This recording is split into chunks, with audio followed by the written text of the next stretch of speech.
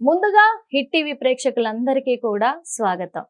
మరి 2025వ సంవత్సరంలో మే నెల రాశి ఫలాలు ఎలా ఉండబోతున్నాయి, ద్వాదశ రాశుల వాళ్ళకు కూడా అని తెలుసుకోవడానికి మన హిట్ టీవీ స్టూడియోలో ఇప్పుడు మన ముందున్నారు ఐకాన్ ఆస్ట్రాలజర్ గట్టుపల్లి సురేష్ బాబు గారు. మరి అడిగి తెలుసుకునే ప్రయత్నం చేద్దామా? నమస్తే సార్. జై శ్రీమన్నారాయణ. మరి తదుపరి రాశి వృశ్చిక రాశి. ఈ వృశ్చిక రాశి వాళ్ళకి ఎలా ఉండబోతుందంటారు? వృశ్చిక రాశి వారికి గత కొంతకాలంగా అయితే శని భగవాన్ యొక్క అశుభ దృష్టి అయితే కనిపిస్తుంది. కానీ ఈ మాసంలో కూడా మిశ్రమ ఫలితాలని చెప్పొచ్చు.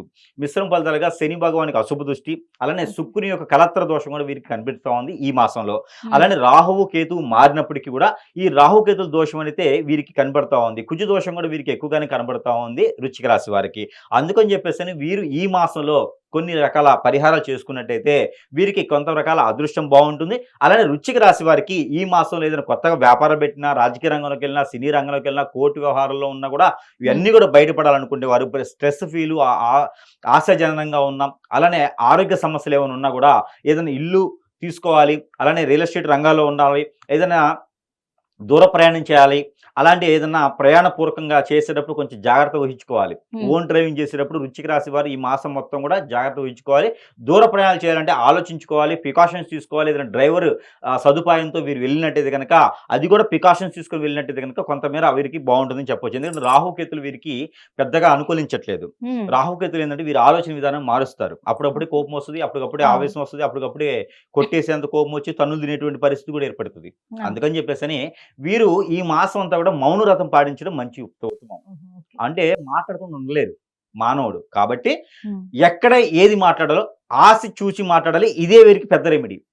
వృశ్చిక రాశి వారికి ఇదే చాలా పెద్ద రెమెడీ.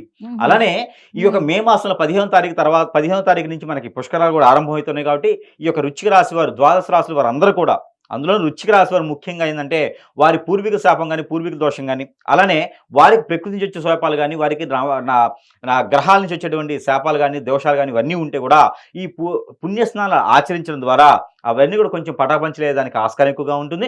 అలానే కనుక విదేశానికి ఎవరైనా ప్రయత్నం చేస్తే కనుక 25వ తారీఖు తర్వాత వీరు విదేశానికి ప్రయత్నం చేయొచ్చు. గ్రహాలన్నీ కూడా వీరికి సానుకూలం కన్నా అసానుకూలంగా ఎక్కువగా ఉన్నాయి. కాబట్టి కొంత ఎదుటి వ్యక్తితో మాట్లాడేటప్పుడు కానీ, డబ్బు ఎవరికైనా ఇచ్చేటప్పుడు కానీ ఆచి చూసి ఇవ్వాలి. వీరి చేతి ద్వారా ఎవరికైనా డబ్బు అప్పు ఇస్తే కనుక ఖచ్చితంగా తగాదవుతుంది. అందుకని అప్పు ఇవ్వకూడదు. ఒకవేళ అప్పు ఇస్తే కనుక అది మళ్ళీ అడగకూడదు. అడిగితే ఖచ్చితంగా శత్రువులు అవుతారు, వీరికి కొట్టడానికి కూడా వస్తారు. అందుకని డబ్బు ఇవ్వకుండా తీసుకోకుండా ఉండడం మంచిది. అప్పు చేసి ఉంటే కూడా ప్రమాదకరమే.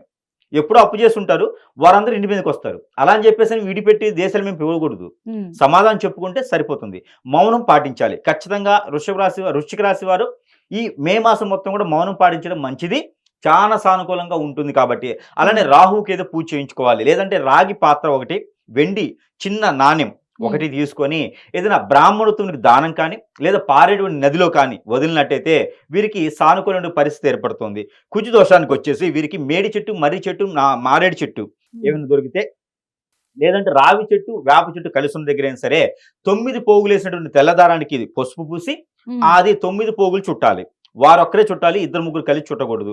వారొక్కడ 9 సార్లు చుట్టడం ద్వారా వీరికి కుజ దోషానికి పరిహారం కూడా వీరికి లభించేదానికి ఉంటుంది. అలానే కాలసర్ప దోషం, నాగదోషాలు ఉన్నటువంటి వారు కూడా ఈ పని చేయొచ్చు. అలానే ఇల్లు కావాలి, అప్పులు తీరాలి, ఆర్థిక సమస్య బాధపడాలి, అందరూ కూడా బాగుండాలనుకున్న వారు ఎవరైనా ఉంటే కనుక నరసింహస్వామికి ముడుపు కట్టాలి శుక్రవారం రోజున. ఆ నెలలో వచ్చేటువంటి మొదటి శుక్రవారం రోజున నరసింహస్వామి వారికి ముడుపు కట్టేసి ఆరెంజ్ కలర్ కానీ, ఎల్లో కలర్ కానీ, లేకపోతే గ్రీన్ కలర్ కానీ క్లాత్లో కట్టాలి.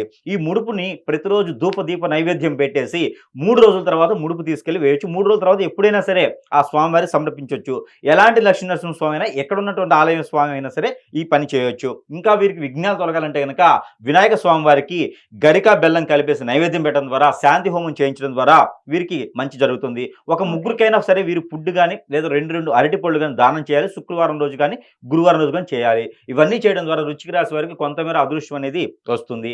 అలానే మే మాసంలో వృశ్చిక రాశి వారు పట్టించవలసినటువంటి నెంబర్ 6832-264 6832-264 అనే ఈ నెంబర్ని 155 సార్లు పాలన రూపంలో చేయాలి. ఇది పాలన ఎలా చేయాలంటే చేతిలో పాలు కానీ, పాలు చక్కెర, లేకపోతే తేనె పాలు ఇలాంటివి పెట్టుకొని పారాయణం చేసేసి అవి తీసుకున్నట్టయితే కనుక వీరికి ఉన్నటువంటి నాగదోషం, కుజదోషం లాంటివి అన్నీ కూడా తొలగిపోయేసి పూర్వీకుల శాపాలు కూడా తొలగిపోయేలా ఉంటుంది. కాబట్టి ఈ మాసంలో ఈ యొక్క అదృష్టవంతులు అయ్యేందుకు ఇది ప్రతిరోజు కూడా పారాయణం చేసినట్టయితే కనుక వృశ్చిక రాశి వారు కూడా అదృష్టవంతులు అవ్వచ్చు మే మాసంలో.